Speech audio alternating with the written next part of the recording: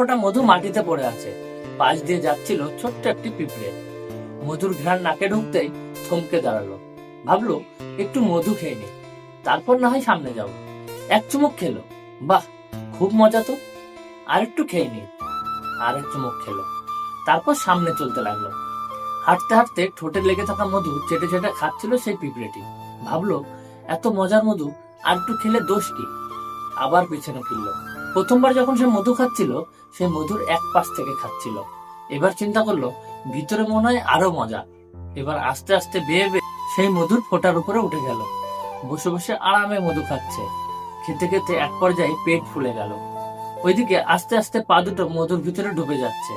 তখন হঠাৎ টনক নড়ল তার, কিন্তু ততক্ষণে অনেক দেরি হয়ে গেছে।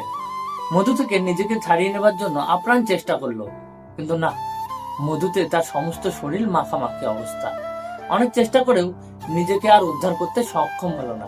নাকে মুখে মধু ঢুকে দম বন্ধ হয়ে যেতে লাগলো। অবশেষে পিঁপড়েটি মধুর ভিতরে আটকা পড়েই মারা গেল।